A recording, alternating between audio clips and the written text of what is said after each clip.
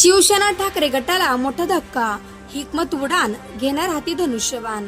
जालना लोकसभा नुकतीच पार पडली असून राजकीय मंडळी पुन्हा एकदा आता विधानसभा निवडणूक डोळ्यासमोर ठेवून आपापल्या पक्षश्रेष्ठीकडे आपले वर्चस्व दाखवण्याचा प्रयत्न करत आहे। जालना लोकसभेत यावेळेस महाविकास आघाडीला बऱ्यापैकी यश आल्याने उबाटा गटाचा देखील मोठा हात असल्याचं म्हटलं जात आहे। मात्र यावेळी जालन्यातील घनसावंगी उबाटा गटाला मोठा धक्का बसणार असून घनसावंगीत हिकमत उडान हे येत्या 10 तारखेला मुख्यमंत्री एकनाथराव शिंदे यांच्या नेतृत्वावर विश्वास ठेवत शिंदे गटात प्रवेश करणार असल्याचं आज त्यांनी माध्यमांशी बोलताना सांगितलंय। शेतकऱ्यांच्या उसाला हमीभाव तसेच रस्ते, नाली, पाणी आदी प्रमुख समस्या घेऊन आपण या निवडणुकीला सामोरं जाणार असल्याचं यावेळी त्यांनी माध्यमांशी बोलताना सांगितलंय।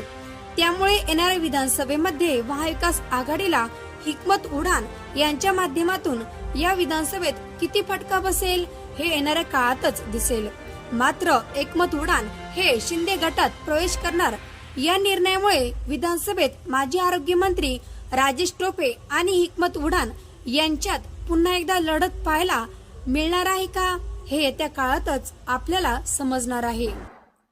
आज सर्व आमच्या शिवसेनेच्या पदाधिकाऱ्यांची आम्ही बैठक घेतली आणि सर्वांनी मिळून असा निर्णय घेतला की आपण सगळे मिळून मूळ शिवसेना एकनाथ शिंदे साहेब यांच्यामध्ये प्रवेश करायचा आहे। त्यानुसार 10 तारखेला मुख्यमंत्र्यांनी आपला वेळ दिलेला आहे। या दिवशी आपण प्रवेशाचा कार्यक्रम आणि नवीन कारखान्याच्या भूमिपूजनाचा कार्यक्रम दोन्ही कार्यक्रम आपण 10 तारखेला संपन्न करणार आहोत। आपण शिंदे गटात प्रवेश घेण्याची आपल्या कार्यकर्त्यांसोबत चर्चा सुरू आहे। चर्चा नाही, आता आज आम्ही फायनल केलं। चर्चा आजपर्यंत होती, आज आम्ही आता निश्चित केलं की आम्ही शिंदे गटामध्ये प्रवेश करू। आता तुम्ही येणारे नाव घनसावंगी मतदारसंघामध्ये सगळ्यात महत्वाचा प्रश्न आहे ऊसाचा प्रश्न आहे। कारण गायकवाडी धरण असल्यामुळं आणि पाणी फार मोठ्या प्रमाणात असल्यामुळं ऊसाचा फार ज्वलंत प्रश्न आहे आणि हा प्रश्न सोडवणं हा राजकारणामध्ये येण्यामागचा किंवा निवडणूक लढवण्यामागचा मूळ मुद्दा आहे।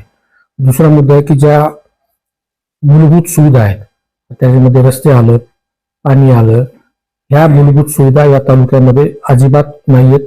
यांच्यामध्ये कशा पद्धतीने सुधारणा करता येईल हा आमचा दुसरा मुद्दा आहे।